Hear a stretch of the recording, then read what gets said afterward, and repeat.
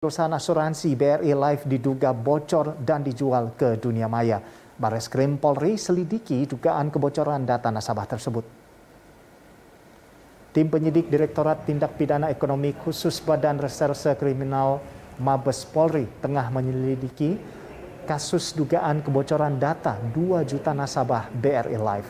Diduga jutaan data nasabah itu dijual secara online melalui sebuah forum di dunia maya. Kabar kebocoran data diungkap pertama kali oleh akun Twitter @underthebridge yang mengatakan data nasabah yang bocor bersifat sensitif. Data nasabah yang dimiliki sang hacker adalah berbentuk file berformat PDF. Adapun data yang diretas mencakup foto KTP, rekening, nomor wajib pajak, akte kelahiran hingga rekam medis. Seluruh data yang diambil oleh hacker dijual dengan harga $7.000 Amerika Serikat atau sekitar 101,6 juta rupiah.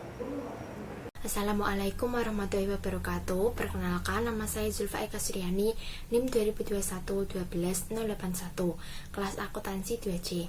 Di sini saya akan mempresentasikan analisis tentang kasus isu sosial dan etika dalam sistem informasi yang ada di Indonesia yang saya temukan, yaitu pembocoran dan penjualan data nasabah BRI Life. Seperti yang kita ketahui, pada masa sekarang ini manusia berada pada era reformasi, yang berarti bahwa teknologi informasi sudah menyentuh seluruh kehidupan.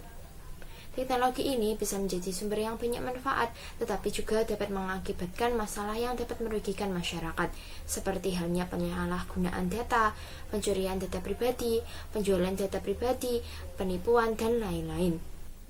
Kasus real tentang isu sosial dan etika dalam sistem informasi ini juga terjadi di Indonesia. Kasus ini adalah pembocoran dan penjualan data nasabah BRI Life. Dalam kasus ini, setidaknya ada 2 juta data pribadi nasabah yang bocor oleh pelaku kejahatan siber. Sebanyak 463.000 file dokumen dengan ukuran mencapai 252 GB. Dokumen tersebut berisikan seperti KTP, KK, NPWP, foto bukti rekening bank, akta kelahiran, akta kematian, surat perjanjian, bukti transfer, surat kesehatan, dan lain-lain. Dalam video ini, yang saya akan sampaikan adalah yang pertama, mengenai termasuk ke dalam dimensi moral apakah kasus tersebut. Yang kedua, peraturan perundang-undangan yang ada di Indonesia untuk melindungi hak-hak korban. Yang ketiga, cara menghindari kasus pembocoran dan penjualan data diri pribadi. Yang pertama, termasuk ke dalam dimensi moral apakah permasalahan isu sosial dan etika dalam sistem informasi tersebut. Pembocoran dan penjualan data nasabah BRI Life termasuk isu sosial yang ada di masyarakat dan termasuk ke dalam dimensi moral, hak dan kewajiban informasi. Artinya, hal ini berkaitan dengan perlindungan seorang individu dengan tidak mencampuri atau membatasi kebebasan individu tersebut dengan mencari informasi seperti data-data melalui teknologi tanpa seizin dan sepengetahuan individu yang bersangkutan. Dan juga termasuk ke dalam dimensi moral kualitas sistem yang berarti berkaitan dengan standar kualitas sistem data yang harus dipenuhi untuk menghindari kesalahan dari sistem yang diterapkan untuk melindungi hak-hak individu dan keamanan dalam masyarakat agar tidak menyebabkan kekacauan dan kerugian.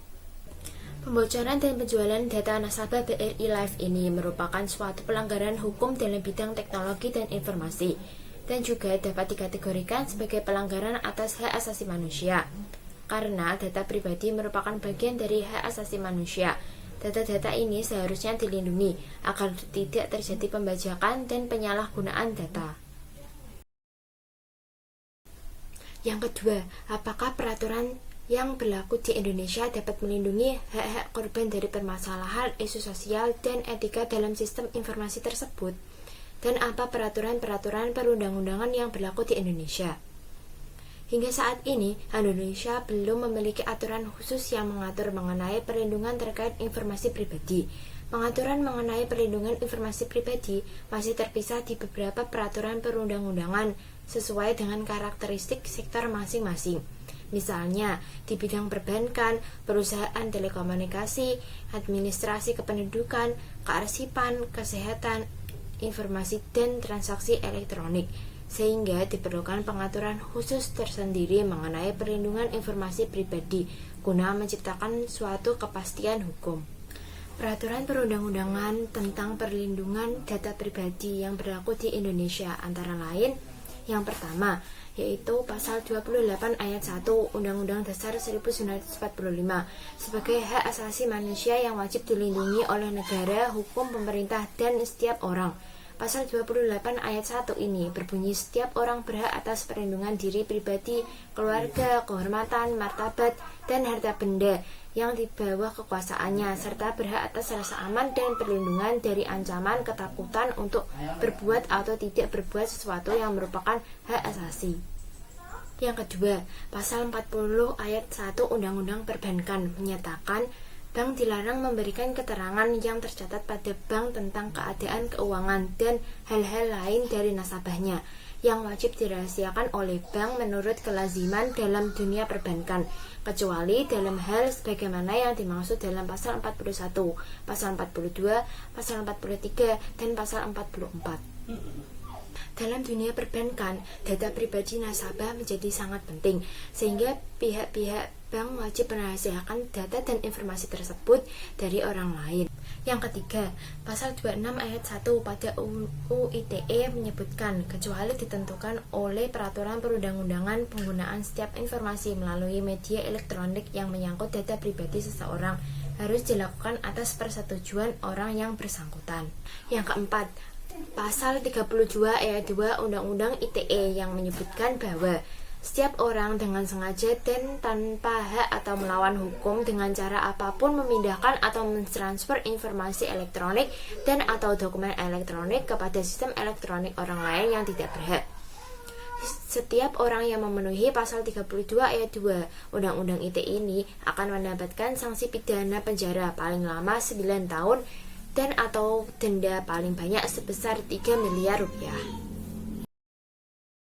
Peraturan Menteri Komunikasi dan Informatika Republik Indonesia Nomor 20 Tahun 2016 tentang perlindungan data pribadi dalam sistem elektronik menyebutkan bahwa ruang lingkup perlindungan terhadap perolehan, pengumpulan, pengolahan, penganalisisan, penyimpanan, penampilan, pengumuman, pengiriman, penyebarluasan, dan pemusnahan data pribadi sebagaimana yang diatur dalam Pasal 2 Ayat 1 Peraturan Menteri tentang Perlindungan Data Pribadi atau PDP. Pada kenyataannya, peraturan-peraturan tersebut diabaikan sehingga tidak bisa melindungi hak-hak pribadi korban. Masih ada saja oknum-oknum nakal yang menjual dan menyebarluaskan data pribadi orang lain tanpa pengetahuan pihak yang bersangkutan. Oknum-oknum nakal tersebut mengabaikan tentang perlindungan hak-hak pribadi. Alasannya, mereka tidak tahu tentang peraturan perundang-undangan tersebut. Yang ketiga, apa yang perlu dilakukan agar kita terhindar dari masalah isu sosial dan etika dalam sistem informasi tersebut? Menurut saya, agar terhindar dari masalah pembocoran dan penjualan data diri Anda, kita harus berhati-hati dalam menggunakan data diri kita. Jangan sembarangan menyerahkan data diri kita ke sembarang orang.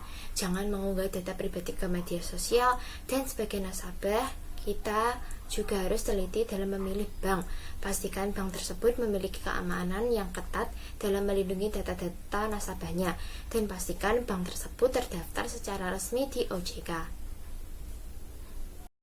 Kesimpulan dari analisis saya ini adalah pembocoran dan penjualan data nasabah BRI Live oleh pihak yang tidak bertanggung jawab ini merupakan sebuah pelanggaran hukum dalam bidang teknologi informasi dan termasuk ke dalam dimensi moral hak dan kewajiban informasi serta dimensi moral kualitas sistem. Hukum-hukum yang ada di Indonesia belum bisa mengatasi masalah ini karena peraturan-peraturan tersebut sering diabaikan sehingga tidak bisa melindungi hak-hak korban. Agar kita terhindar dari kasus seperti ini, kita harus selalu melindungi data diri kita dan jangan menyebarluaskan data diri kita kepada orang lain. Demikian kiranya yang bisa saya sampaikan. Kurang lebihnya saya mohon maaf jika ada salah kata yang terucap. Dan atas perhatiannya saya ucapkan terima kasih yang sebesar-besarnya. Akhir kata saya ucapkan wassalamualaikum warahmatullahi wabarakatuh.